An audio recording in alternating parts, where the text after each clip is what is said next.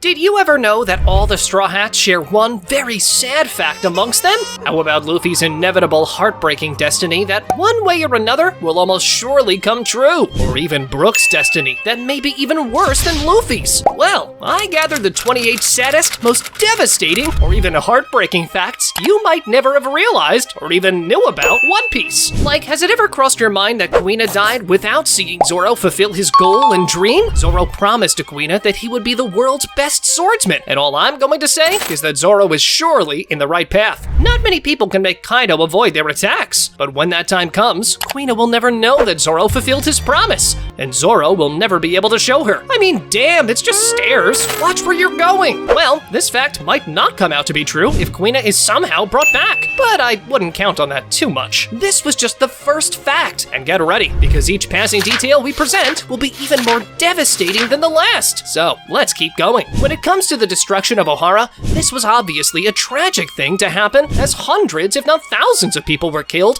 just so that the people in charge of the world could hide the truth from everyone. But did you ever realize this small detail? Nico Olivia died without knowing what happened to Nico Robin, whether she had actually survived or not. Her daughter made it out alive, but Nico Olivia never found out. Even though Nico Olivia was a great parent to Robin, other parents in One Piece are surely not so much. Yasopp, for example, spent years without knowing that his wife had died while he was absent. It was never confirmed whether he knows about it even now. Yeah, he was a terrible father that was never there for his sick wife and kid. But that still remains a sad fact nonetheless. Now, whether he deserves this or not, you can let us know what you think in the comments down below. But no matter what, another pretty sad fact about this whole Usopp story is the fact that Usopp's entire personality was adjusted because of that. You see, the #1 trademark sign of Usopp is that he is constantly lying. I mean, the guy does not have the word honesty in his vocabulary. But did you ever wonder how this came to be? You see, Usopp started lying in the first place to make his mother happy. The only way he knew to make his mother smile, even for a little bit, was to come up with stories. That way, he could give some joy to his sick mother in her deathbed. But you see, even though Usopp lost his mother, in reality, a common trait appears among all the Straw Hats. That's the fact that all of them have already lost one very important character that was very close to them and was considered family to them. Luffy, for example, lost Ace. Brook lost all of his Rumbar Pirates crew. Nami lost Bellamere. Nico Robin lost her mother and pretty much all of her relatives and friends in Ohara. Sanji lost his mother. Down these stairs to Kuina from Zoro. Usopp lost his mother. Chopper lost Dr. Hiluluk. Frankie lost Tom. Jinbei lost Fisher Tiger. And finally,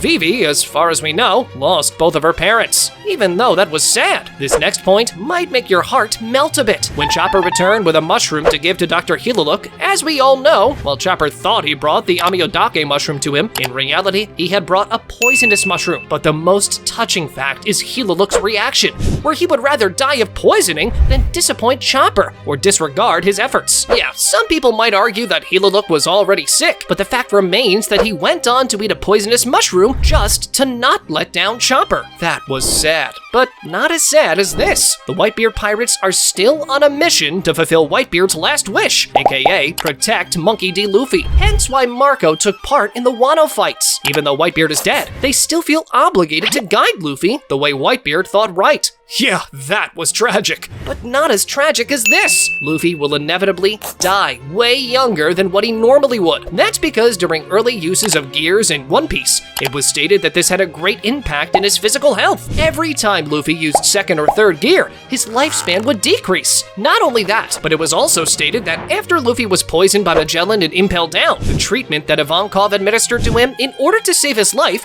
would actually have a severe drawback, as it would decrease Luffy's lifespan by a whole decade. These two facts, along with the theory stating that all Devil Fruit users get sick upon approaching the One Piece, might mean that Luffy will die way younger than most people think. As we all know, even if Luffy gets sick in his journey to find the One Piece, you can be sure that this would not stop him. He would keep going, even if it means sacrificing years from his life. The only chance for Luffy to escape this is if Chopper manages to cure him. If that happens, then I believe this would solidify Chopper as the world's best doctor, or even possibly ensure that now Chopper has achieved his goal and is indeed able to cure all known diseases. But from what I hear, every new subscriber adds 1 extra month in Luffy's lifespan. So that might be a good solution too. Subscribe if you want to help Luffy live longer. But no matter what happens to Luffy, one Straw Hat's fate is without a doubt sealed already. You see, after everything is over, Brook will most likely be the only Straw Hat left alive. Well, not exactly alive per se, but yeah, you know what I mean. Brook's devil fruit makes him immortal, even if all that remains of him is a skeleton, meaning that Brook will see all of his friends die while he remains alive. No matter when that happens, Brook will be there to witness all of his friends' deaths. There is even one theory stating that Brook is the narrator of the One Piece story, explaining to the future generations the legendary journey of the Straw Hat Pirates after all of them unfortunately died. Another person that is in between life and death is Senor Pink's wife. That, as we know, is in a state where she is technically alive, but she can't speak or move at all, hence lying all day in bed. As a result, Senor Pink may never find peace of mind because his wife will probably never get better. And not only that, he also blames himself for that. Now, when it comes to Ace's death, there are quite a few more sad facts that many people might have missed. You see, Ace died without knowing that Sabo was alive after all. Even his tattoo was a reference to his long-lost brother Sabo that, as far as Ace was concerned, Sabo had tragically died years ago. But that wasn't the only sad fact around Ace's death. You see, Ace died without seeing Luffy become the Pirate King. He always believed in his brother, but the fact he did not see this huge accomplishment come true is something that will always taunt Luffy. But wait, because once again, the small, sad details you might not have noticed about Ace's death don't end here. If you recall, Ace had given Yamato his Vivre card. Well, Yamato saw Ace's Vivre card burning one random day without knowing why or how. Not only Yamato was not able to escape and help Ace in his hour of need, in reality, the way Ace left, he promised that he would return once more, but never did. Yamato did not get to say a proper goodbye to Ace as he was supposed to return to her. The person, however, who could actually save Ace but didn't is the one that blamed himself for Ace's death the most. You see, Garp went to Dadan right after the Marineford War, not to apologize to Dadan, not to speak to her, but rather because he wanted to get beaten up. He felt worthless for not saving Ace while being there in the battlefield. Hence, he felt like he deserved to be punished, and that's why he went to see her. But what many fans did not notice was the fact that Garp did not really choose to not save Ace. Hear me out. In the entire Marineford War, Ace was seen close to Garp numerous times. But even like that, Ace never asked for Garp to help him. In reality, all Ace had to do was ask Garp's help. Believe me, Garp would do everything in his power to save Ace if that were the case. Another character that felt deeply responsible for Ace's death, besides Luffy that everyone knew of course, is Shanks. You see, Shanks felt responsible for Ace's death because he could not stop it. In reality, Shanks failed to protect the son of his captain, Goldie Roger, and you can be sure that even though he did not show it, this was not easy for him. An arc, however, that will be even more heartbreaking than Marineford will be the final war arc. As stated by Eiichiro Oda, the final war arc will make Marineford War look like nothing. During the war, we witnessed the devastating deaths of both Ace and Whitebeard. So if Oda actually means what he said, I truly believe that many fans will swim in tears when the war airs. Oda stated that the final ending of One Piece will be way more emotional than Ace's death, so you better all prepare for what's about to come. Speaking of the One Piece ending, has anyone given any thought about this? You see, no matter what Oda does, no matter how One Piece ends, no matter if the ending is bad, average, good, or even a masterpiece, a big part of the anime fandom, or even our own One Piece fandom, will unfortunately find it underwhelming, and Oda will probably get hated for it. Think about it. The question of what is the One Piece is the biggest mystery in the history of anime, possibly in the history of television, or even fiction in general. Even non-One Piece watchers wondered at some point what the One Piece truly is. This enormous anticipation will mean the following. Even if the ending is a masterpiece, Oda is bound to get hatred for it. No matter what Oda does, some fans will say something along the lines of, "We waited all these years for this?" Which, if you ask me, is pretty sad, considering the effort and time this man put into One Piece. Speaking of the One Piece story running for so many years, did you know that many of the original One Piece Japanese voice actors have already unfortunately passed away? The original voice actors of Mihawk, Whitebeard, Goldie Roger, Shaki, Big Mom, Smoker, Jinbei, Sengoku, Zeph, Avalo Pizarro, Kizaru, Henyabull, and Green Bull have all unfortunately passed away. And even for the ones currently alive, the possibility possibility of losing more active voice actors is unfortunately very much a reality. For example, Luffy's voice actor, Mayuki Tanaka, is currently 68 years old. She has been voicing Luffy for the past 24 years of her life. She has stated that she wants to end her voice acting career when One Piece reaches its iconic conclusion. But even like that, she might not be able to see the ending of One Piece and might not be able to say the iconic words, "I am now the Pirate King." The One Piece anime has at least 5 to 10 more years worth of content left to adapt. So unfortunately, old age, or even God forbid death, might soon render her unable to fulfill the tasks of such a demanding role. She herself stated that she might not be alive when One Piece ends, and she hopes that the person she chooses as her successor will be accepted by the One Piece community to continue from where she left off. No matter what happens, Mayumi Tanaka will forever be a legend in the hearts of every One Piece fan around the world. But even thinking of something like that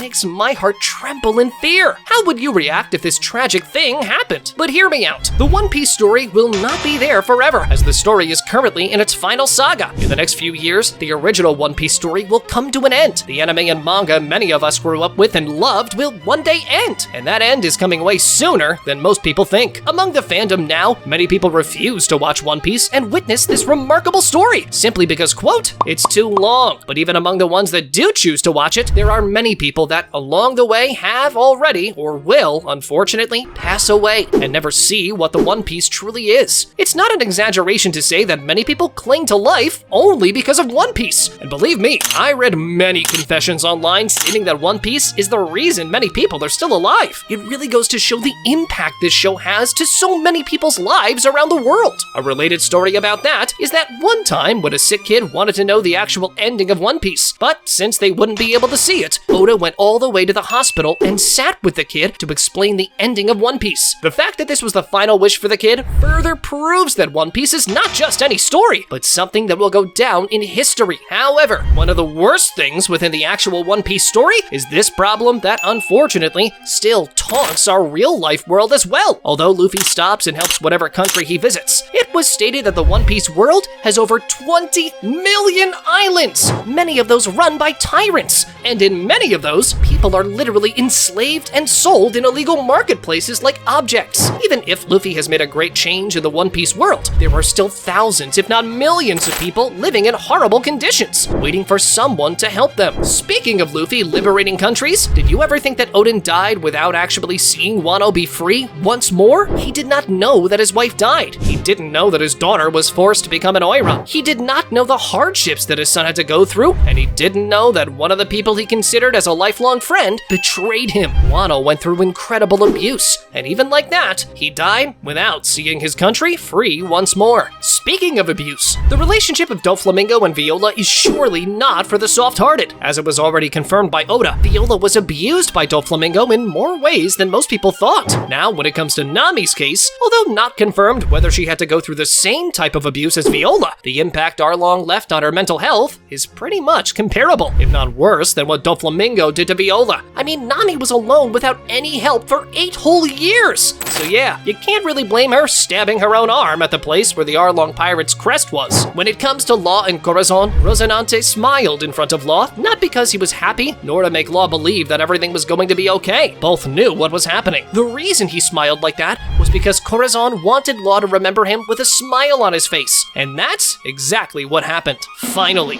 the most depressing fact about One Piece is that we will never be able to find out who Soga King really is. He just appeared one day and then we never saw him again. Who is this mysterious guy anyway? Check out this theory, where we present Blackbeard's entire backstory, present and future in One Piece, as well as part of how the One Piece ending will look like. Go on, check it out!